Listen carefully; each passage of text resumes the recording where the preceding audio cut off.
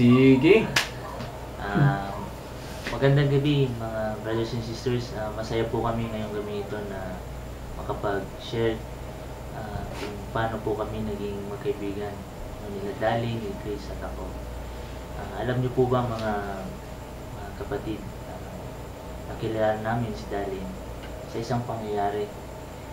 Nung kami ay naglalakad ni Chris sa papuntang market, nakita namin si Dalin sa isang kalye. May hawak na isang tinapay. Mukhang gutom na gutom ito. Talagang sobrang naawa kami. Kaya nilapitan namin ito at kinain namin yung tinapay. Kaya yun yung naging resulta.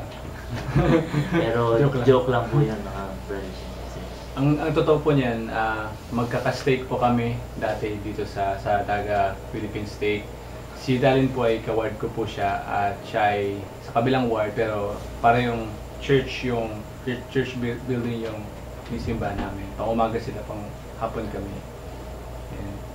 At mas naging magkaibigan po kami tatlo sa mga activities dito sa stake, especially sa CES. Sa tuwing magkakaroon po ng activities sa CES, kami po ay nagkakaroon ng chance na makapagtugtog. No? Sa pagtugtog po namin, ako nagpa-practice doon, nakakabigayan ng mga ideas kung paano magiging maganda, natutura ng bawat isa. At marami pang mga activities na nangyari sa amin. No? Biruin mo, nag-gym po kami.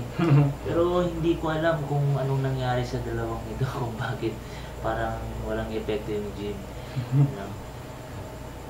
Okay. Bali, kasi napapansin ng mga members dito sa stake namin, ba't kaya palaging kakasama itong tatlo na to? Tapos dumating yung time na nabansagan na kami na Tito Vic and Joey daw. Wado si Tito, si Dalin daw yung si Vic, tapos siya naman si Joey. Oo nga po. Tama po yan. At pero kamukha ni Dalin talaga si Vic. Talagang bossing. Bossing yung pati yung charisma niya sa mga chicks talagang bossing nakuha pa rin. Alam niyo po ba sa tuwing magtutugtog kami, tatlo naman kami magkakasama pero siya lang yung tinipilian ng mga SA na mga babae. At alam niyo po ba na meron kaming motto, di bali nang hindi gwapo pero mapil. At ito na, gusto po naming ibigay na mensahe sa aming matalik na kaibigan at gayon na din sa kanyang mapapangasawa. Ako especially, papasalamat ako sa opportunity na ito na makapag-bigay ng isang mensahe sa inyong dalawa at ito ay gusto kong malaman nyo na pagpatuloy nyo lang kung gaano kayo ka-sweet sa isa't isa, kung paano kayo nagmamahalan at alam namin na magiging maganda at magiging masaya yung magiging pamilya ninyo. Tama. Yung message ko sa inyong dalawa, Sachi, maging strong lang kayo palagi. Alam ko naman na very spiritual kayong dalawa at maging smooth yung pagdadaanan ninyo kasi alam namin na kaya nyo malampasan yung mga trials at mga challenges at pag sa pag-asawa parang medyo changes talaga may ibang nag-iiba din at